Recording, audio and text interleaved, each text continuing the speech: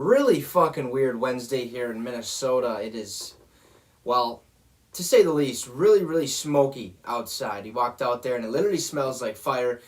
And that's because, well, there's wildfires or whatever's going on up north of the border finally coming down here. It's just been a really weird day, especially with yesterday being as hot as shit. You walk outside and you can barely breathe. And then today you got all this smoke-filled air. The air quality is just awful, but it is what it is. Okay, we're on the show. We're in a location, safe, out of the smoke, obviously, duh. But let's get to some football. Okay, yesterday, like I said, was hot. Okay, there's a lot of news though that was going around. Training camps are taking place around the league, and I mean, thank God, at least for some AC. You know, we needed that. But hopefully you all stayed hydrated yesterday and enjoyed the hot weather. But we are here for a reason, and that is to talk about some football. So let's get started, huh? Are you ready to get your fix? Well, if you remember a while back, okay, we briefly talked about Miami Dolphins cornerback Xavien Howard, okay? He said he was pretty much upset, not necessarily about the amount of money that he was getting paid, but that he felt like he was getting disrespected, okay? And things have not changed. Obviously, you guys have already probably heard this news, but we're going to talk about it anyways, okay? Yesterday, Xavien Howard came out and released this statement, He said, "I've given my heart and soul to the Miami Dolphins franchise since they drafted me in 2016 and want to make it clear that I love my teammates. They are my family, but I've learned is that the order feel comfortable with. Okay, I've played on that deal for 2 seasons and didn't complain, but everyone knows I've significantly outperformed that deal." And he actually has, okay? 10 interceptions last year, led the NFL, and he also led the NFL in interceptions in 2018. Okay, this dude is one of the best man-to-man coverage corners in the NFL, by far, okay? He also said, "I'm one of the best cornerbacks in the NFL, and the tape backs that up," okay? "The assignments I'm given, shadowing the opposition's best player with little help, proves my value and my worth." Plain and simple, folks. You got your best wide receiver out there covered by none other than Xavien Howard every time they line up against each other. Or, if you will. I don't know. If you get that, you get that. I don't know. English isn't my forte. We're just here to bring you guys a fix or whatever. Okay, and then he continues, and he says, "Yet I'm the second highest paid cornerback on my own team, and it's not even close. Byron Jones is actually, who is on the other side of the ball, is the highest paid guy on their team." And it makes sense, being that he did come from the Dallas Cowboys organization, who, likes to pay a buttload of money because there's no tax and all that, and they want to make sure their stars get paid. And, well, they got rid of Byron Jones, obviously.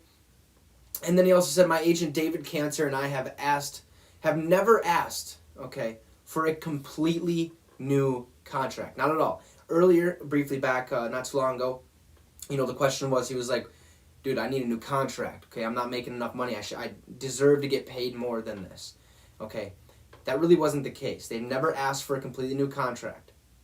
Okay, he said, "We wanted things to work out with the Dolphins and brought solutions to the table." So not a completely new contract, just tweaks here and there to that contract. That's what they asked for.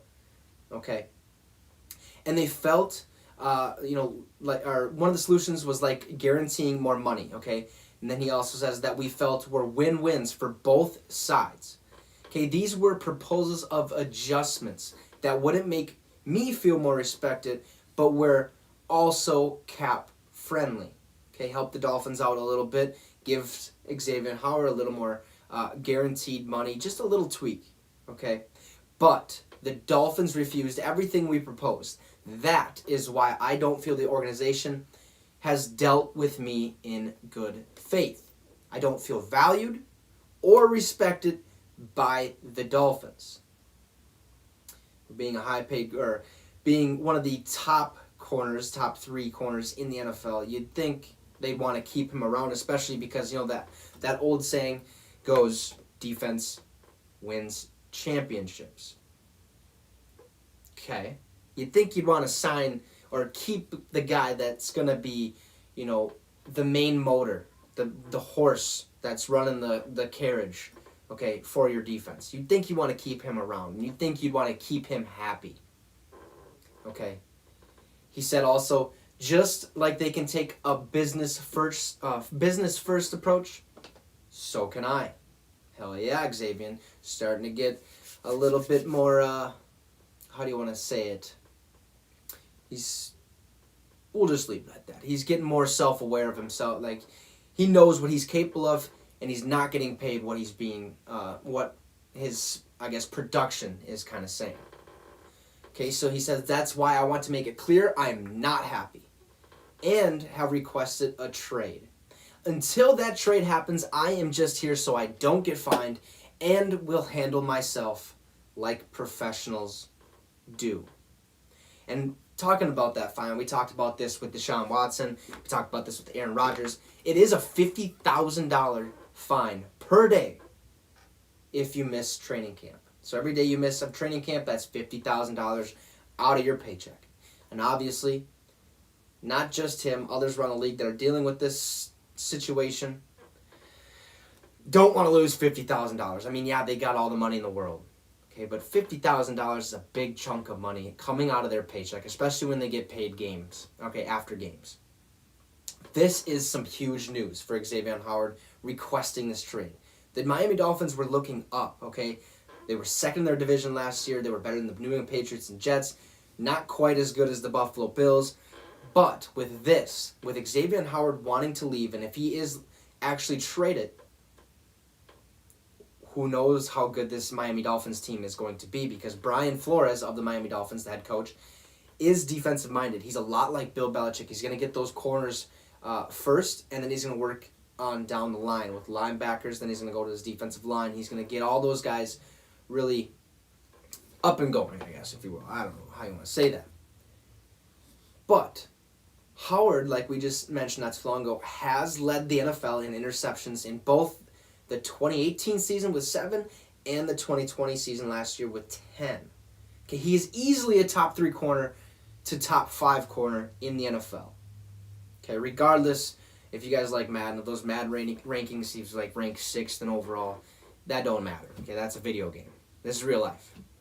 Dude is a top 3 to 5 cornerback in the NFL easily. Okay, you could put, Stephon Gilmore, Jalen Ramsey up there, Xavien Howard, obviously. Like, he's definitely up there.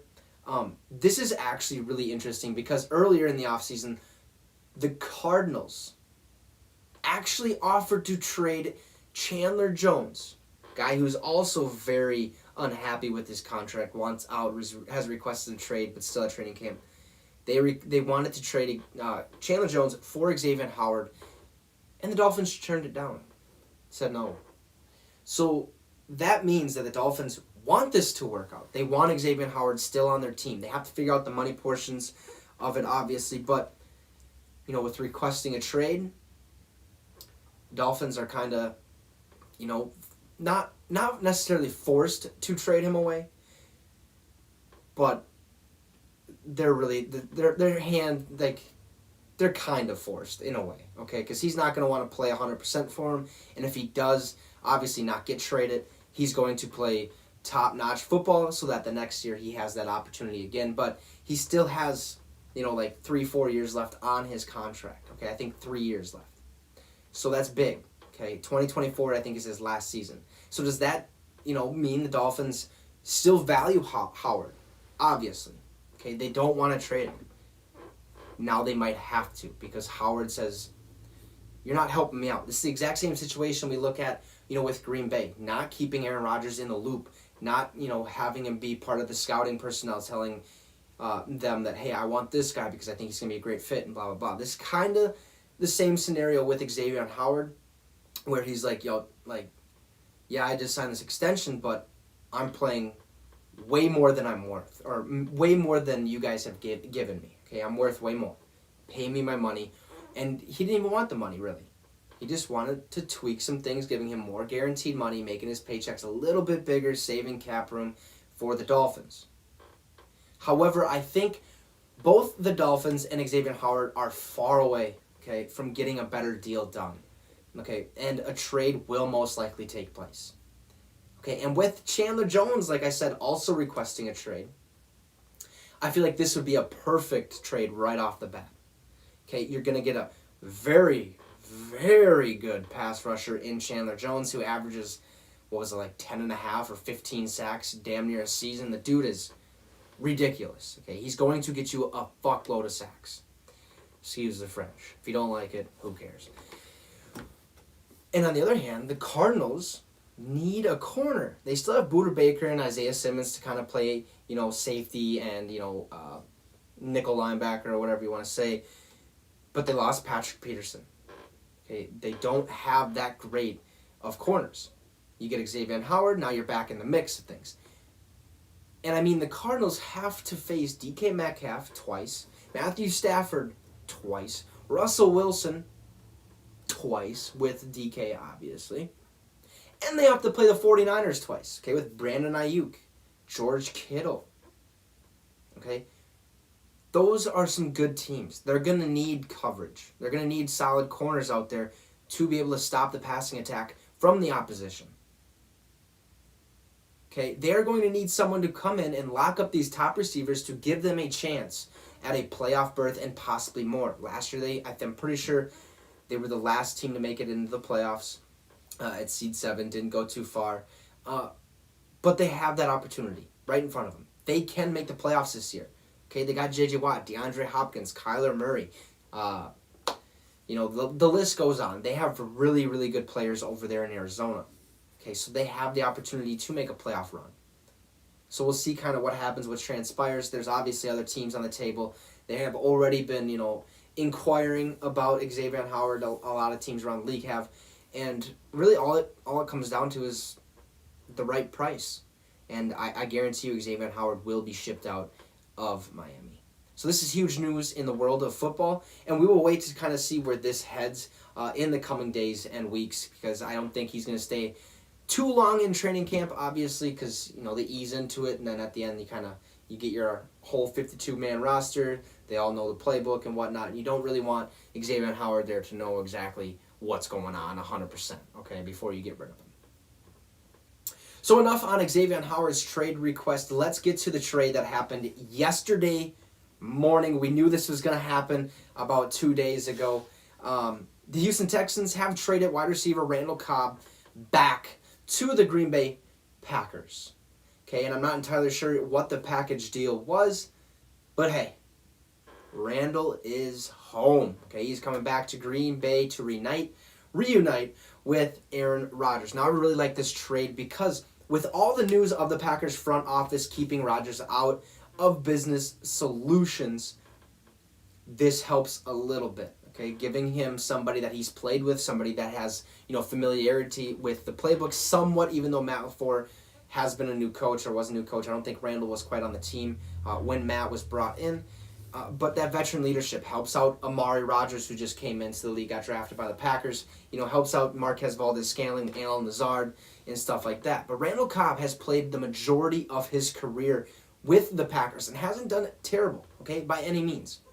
He doesn't really post that many yards during a season.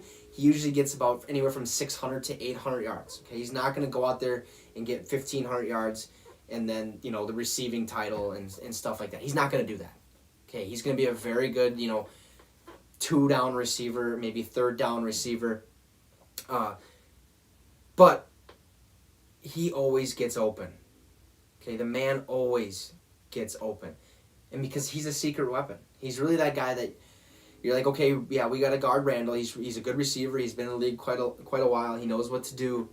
But we don't need a double cover. Okay, we can put one guy out there, and then that's your mistake.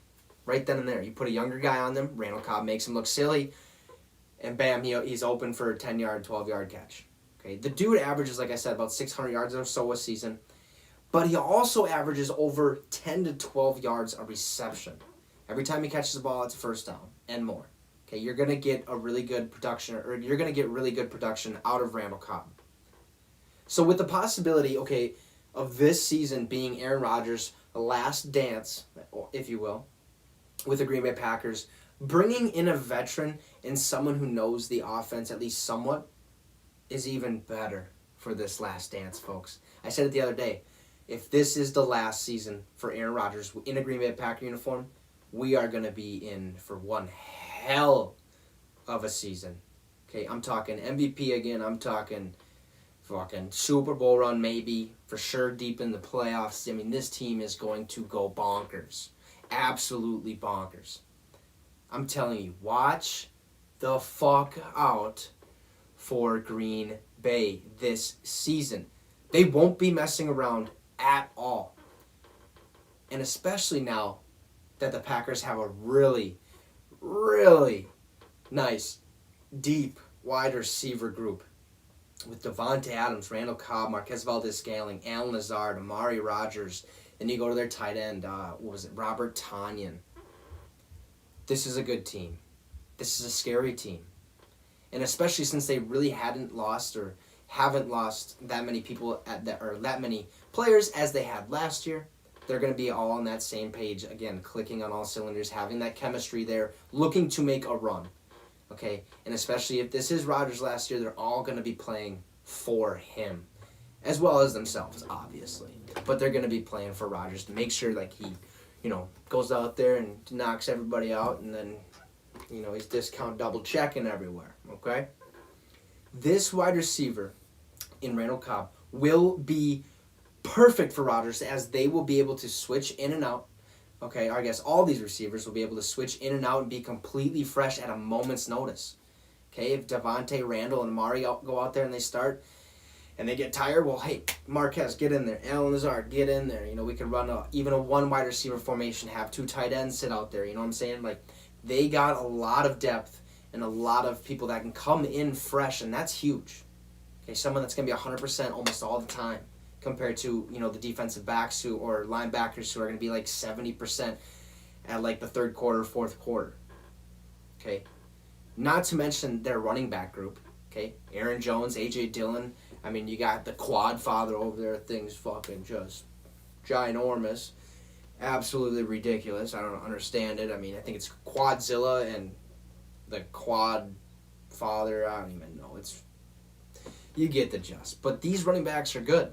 Okay, they got the running back group right. They got the wide receiver group right. They got the tight end group. For now, I have really high hopes for Robert Tonyan this year. They still got their quarterback right. They got one of the best offensive lines in the NFL. Their defense, the only thing that they have to worry about is shutting down the run, and they're going to be fine.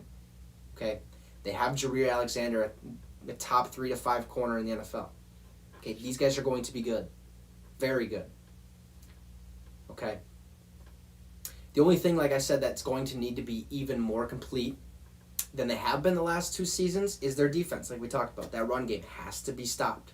Okay, they have to figure out a way to go in there and hit them on all cylinders. Okay, just go out there and fucking bam, right over those running backs. They have to make sure that it happens. Okay, and last year they did a little bit better job than 2 years ago. So I think that if they keep making that progression, this year should be very solid for them. So if this is truly Aaron Rodgers' last, dance out there, enjoy it. Literally enjoy it. We could see Rodgers retire at the end of the year. If he goes out there and wins an MVP, wins a Super Bowl, he's done. And I can honestly proudly say that. I can put that in writing if you'd like. I honestly think that Rodgers will be done if he wins a MVP, wins the Super Bowl, and that's it. Okay, you're going to go see him host Jeopardy because the man has done it all. If not, awesome, even better. We get to go see him on a different team because that's more than likely what is going to happen unless the Packers somehow keep him, in the loop of things and somehow get him happy again, even though it's going to be, I think that relationship is well from being good. Okay, so enjoy it because it's going to be one hell of a wild ride. I'm excited to watch this season pan out for the Packers. As much as I dislike them, we're over here just dreaming of a fucking championship. Can't ever get there. Can't ever win one. It's tough being a Vikings fan, folks. Very, very tough. But, hey, we take it one game, 1 week at a time. We're just hoping for the best. That's really what it all comes down to. But I'm ready to watch this last dance, if you will. So before we get to the last little bit of information, we're going to go and talk about Dak Prescott. And the reason we're talking about him is, well, yesterday he had to get pulled out of practice because of some shoulder stiffness. Man was out there just hawking balls, and he was like, God damn, what the fuck? My shoulder, dude, I'm getting old. Well, as much as people want to say that this is not a big problem, I like to beg to differ. I'll beg to differ, okay? Last year, actually 2 years ago, and the start of last year, I believe a little bit before, his ankle decided to go one way and his body went the other. The dude had to get cortisone shots for his shoulder to play in a game, so it wouldn't feel, tight, it wouldn't feel weird. He had to get those shots 2 years ago. And then a little bit, I think, at the beginning of last season. This is not a one-time injury. This is a reoccurring injury for Dak Prescott. It wouldn't surprise me if he needs shoulder surgery at the end of this year. I bet you he'll go this whole year still playing on it, but the Cowboys aren't going to get the best production that they could have if this shoulder issue wasn't there. You understand what I'm trying to say? This shoulder injury or this shoulder problem of Dak Prescott is serious. It's going to be detrimental to his season, to his career, especially since it keeps happening, keeps getting re-aggravated. How do you stop it? Well, here's the thing. Okay, they went out there, and Dak and the Cowboys decided not to push it too much. They're going to limit him in practice here and there. He had all fucking offseason to limit his participation. All offseason to nurse it. Make sure it was 100% by training camp. He doesn't need time at all. Let him go out there, play. I understand that you're giving him time for the regular season so that he's at least a little bit more healthy come ball time. But he's not going to be 100% healthy this entire season. If this shoulder injury continues to come back and hit him on the balls, it's going to suck. It's hard to throw a football when your shoulder feels like shit. I'm not going to lie. Okay, it hasn't really happened to me. But you get the gist. If something hurts, it's not right. It doesn't feel right. It doesn't feel great. Okay, he's going to go out there and he's going to have a tough season. This shoulder injury is big news, folks. Don't take it lightly. We all think, the Cowboys are not, we all think, because this is, the entertainment team, not America's team, the entertainment team, okay? We all thought, or think, or somewhat, that the Cowboys are going to go out there, have a really good year, probably have a chance of winning their division, which they still do. Okay, don't get me wrong. If Dak Prescott still, doesn't let that shoulder injury bother him, they have a good shot. But with this shoulder injury and this re-aggravating it constantly, it kind of takes those chances from here to here. Okay, Washington is no joke. Imagine if Dak comes out, drops back to pass, and fucking gets smoked, land on his shoulder. There's a problem. Again. There's another strain. Now he has to go get more shots, and he has to keep crying. And yet he still thinks he's big and wants the big money. I don't know, man. They definitely should have waited to pay him because who knows what he's going to be like in 3 to 5 years. Who knows? Probably not good. And if you're going to give him this much money, you better have already known that he's going to be that good. He's a good quarterback. Don't get that mixed up. But this injury, his throwing shoulder, which I'm pretty sure it is something to be worried about, especially in this upcoming season. Okay? So that was just my little rant on Mr. Dak Prescott, because once I seen this shoulder injury, I was like, wait a minute. This dude had to get shots for it. This dude had to, go out there and, nurse it, had to get ice, and, couldn't really, go balls to the walls at practice, and now it's back. Really early. Did he go out and actually do something this offseason? Obviously. Did he do a lot? Probably not, because his shoulder probably should or would be at least somewhat fine. You can't just go out there literally after 2, 3, 4 practices and be like, God damn, the fuck happened to my shoulder? Well, you should have been throwing all offseason. You're a quarterback. That's what you do. You go out there, you throw the ball, you hand the ball off. Make sure your shoulder's good. God damn it. Like, dude. Like, what are you doing? I don't understand it. But enough on that whole Dak Prescott thing. Let's get to a new thing that the NFL has finally implemented, and I'm excited. Very, very fucking excited for this. The NFL is adopting the XFL's replay system. That's right. It's called the Hawkeye Synchronized Multi-Angle Replay Technology. And now this is simply to get control of live video feeds from broadcast partners of the NFL. And all of those feeds can be synced together with timestamps to provide multiple angles of the same play at the exact same fucking time. Bingo, bango, bongo. All these different angles. Fucking couple screens. You got their experts sitting there, you know, probably smoking a cigar, drinking a cold one. Like, oh shit, yep, didn't score. No, like I'm pumped for this. Okay, this technology has also been used, I guess, for goal line tech in international soccer, pit lane officiating in NASCAR, and I guess it's perhaps best known for its optical tracking system that enables electronic line calling in tennis. Should be a lot more accurate and quicker, because in tennis those balls are fucking flying in there like 70, 80 miles an hour. You got to know where the hell that ball hit.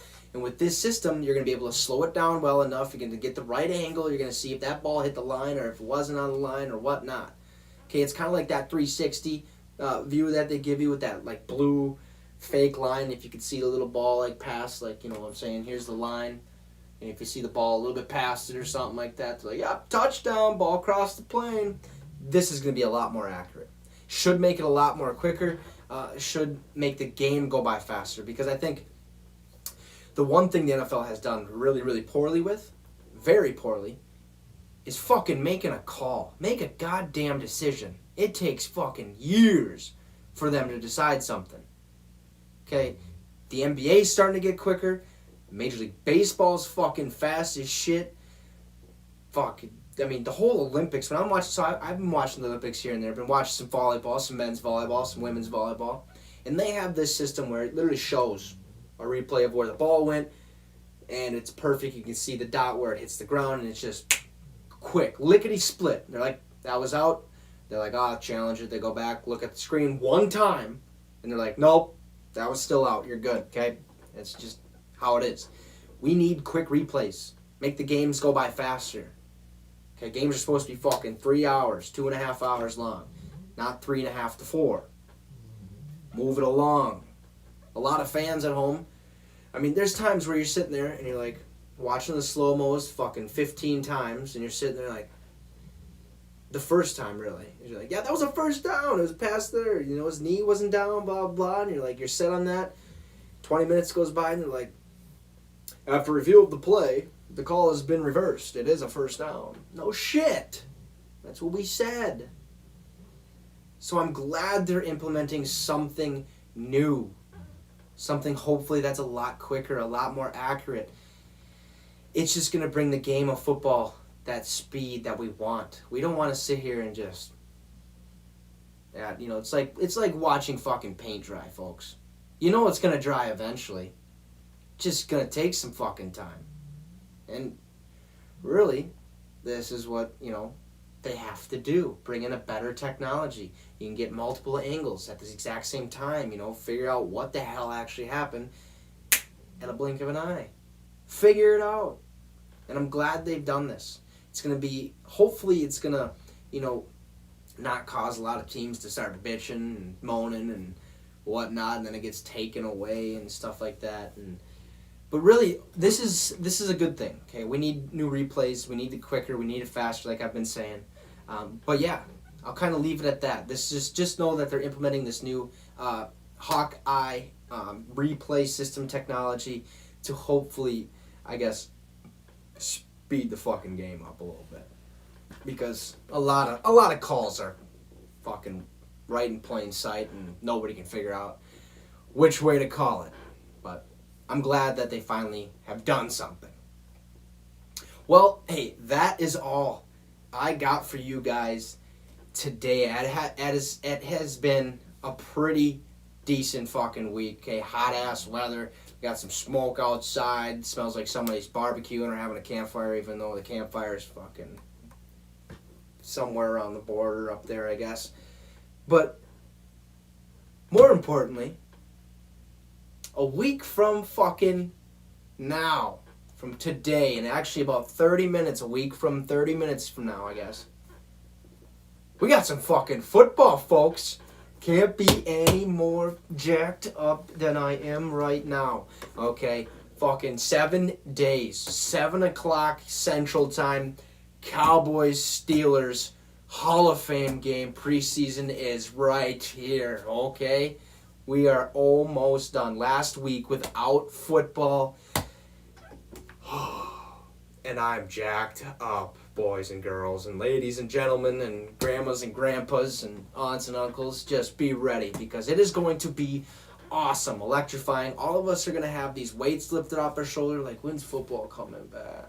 Come on. And all of a sudden it's like, it's right here. Let's go. I'm pumped, ready for this football to get underway. And before we sign off, I do still have three open spots for the Get Your Fix Fantasy Football League, in which the stipulation is pretty much not going to tell you. Okay, you'll figure it out once the season gets underway of what that stipulation will be. But we do have 3 spots, 3 openings. If I do fill them, sorry. All right, you snooze, you lose. That's how the cookie crumbles, and the proof is in the fucking pudding, folks.